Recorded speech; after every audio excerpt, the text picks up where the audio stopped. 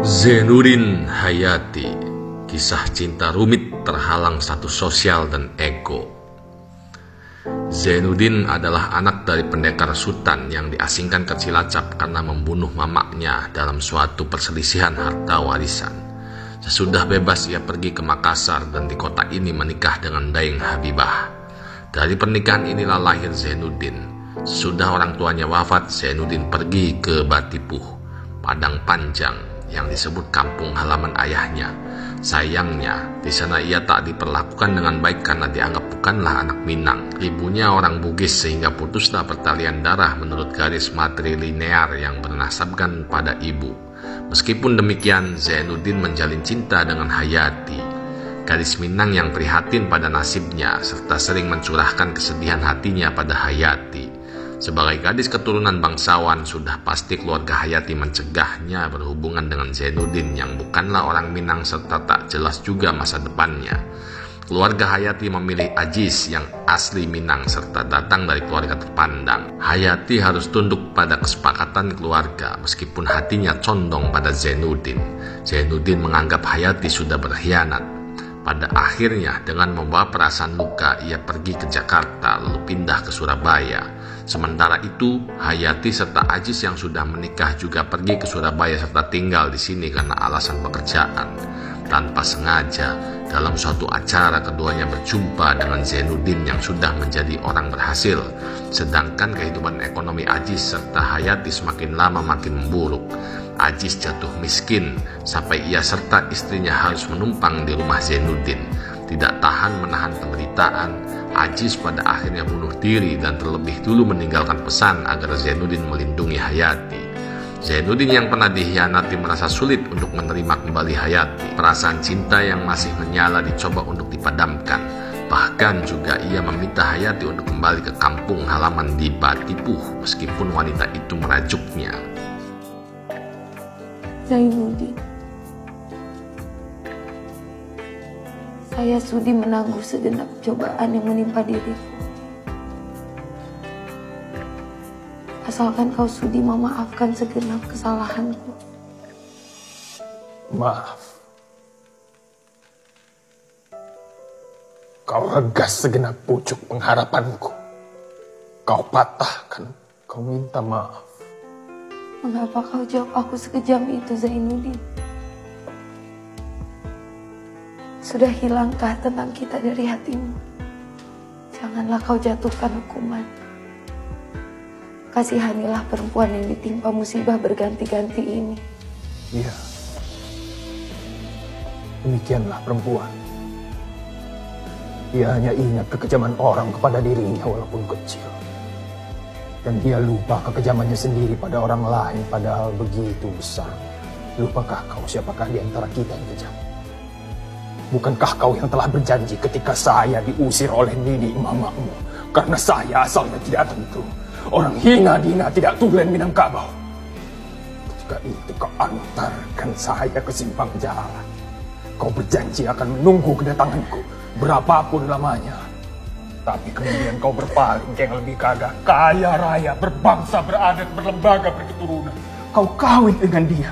Kau sendiri yang bilang pada aku bahwa perkawinan itu bukan paksaan orang lain, tetapi pilihan hati kau sendiri.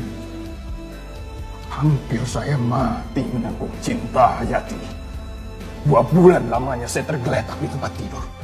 Kau jenguk saya dalam sakitku, menunjukkan bahwa tangan kau telah beringat, bahwa kau telah jadi kepunyaan orang lain. Siapakah di antara kita yang kejam, Hayati? Saya kirimkan surat-surat meratap menghinakan diri, memohon dikasihani. Tiba-tiba kau balas saja surat itu dengan suatu balasan yang tersudu di itu, tak termakan di ayam. Kau katakan bahwa kau miskin, saya pun miskin. Hidup tidak akan beruntung kalau tidak dengan uang. Karena itu kau pilih kehidupan yang lebih senang, mentereng, cukup uang, berenang di dalam emas bersayap uang kertas. Zainuddin, siapakah di antara kita yang kejam, Hayati? Siapakah yang telah menghalangi seorang anak muda yang bercita-cita tinggi menambah pengetahuan, tetapi akhirnya terbuang jauh ke tanah Jawa ini? Hilang kampung dan halamannya, sehingga dia menjadi seorang anak kumidi yang tertawa di muka umum, tapi menangis di belakang layar. Zainuddin. Tidak, Hayati, saya tidak kejam. Saya hanya menuruti katamu.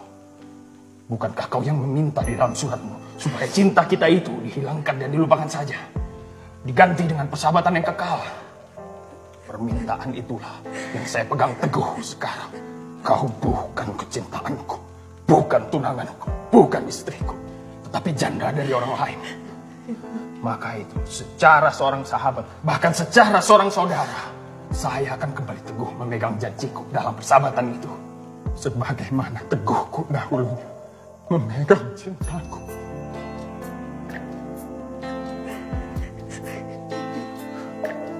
Itulah sebabnya, dengan segenap ridho hati ini, kau kubawa tinggal di rumahku untuk menunggu kedatangan suamimu. Tetapi kemudian, bukan dirinya yang kembali pulang, tapi surat cerai dan kabar yang mengerikan. Maka itu, sebagai seorang sahabat pula, kau akan kulepas pulang ke kampungmu, ke tanah asalmu, tanah Minangkabau yang kaya raya, yang beradat berlembaga, yang tak lapuk di hujan, tak lekang di panas. Ongkos pulangmu akan saya beri, demikian pun uang yang kau perlukan. Dan kalau saya masih hidup, sebelum kau mendapat suami lagi, insya Allah, kehidupanmu selama di kampung akan saya bantu. Zainuddin, itukah keputusan yang kau berikan kepadaku? Bukankah kau termasyhur di mana-mana, seorang yang berhati mulia? Tidak, saya tidak akan pulang. Saya akan tetap di sini bersamamu. Biar saya kau hinakan, biar saya kau pandang sebagai babu yang hina. Saya tak butuh uang berapapun banyaknya, saya butuh dekat dengan kau, Zainuddin.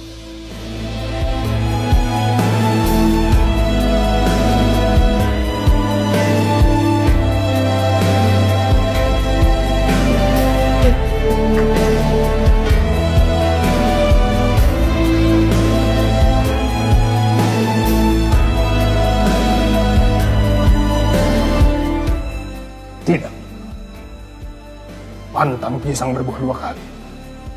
Pantang pemuda makan sisa. Kau mesti pulang kembali kepadamu. Biarkan saya dalam keadaan begini. Jangan mau ditumpang hidup saya. Orang tidak tentu asal. Negeri Minangkabau beradat. Besok hari Senin, ada kapal berangkat dari Surabaya menuju Tanjung Priok terus kepada kapal Van der Wijk. Kau menumpanglah dengan kapal itu pulang ke kampungmu. Hayati pun pulang dengan menumpang kapal Van der Wijk, tetapi nasib malang menimpanya. Kapal yang ditumpanginya tenggelam di Laut Jawa. Zainuddin yang mendengar berita itu segera menuju rumah sakit di Tuban. Sayang, nyawa Hayati tidak bisa diselamatkan. Sejak peristiwa itu, Zainuddin sering mengalami sakit hingga pada akhirnya meninggal dan dimakamkan di samping pusara Hayati. Aduh, cinta yang berakhir tragis lagi, berai. Mengutip jargon dari Panglima Tiang Feng. Begitulah cinta, deritanya tiada akhir.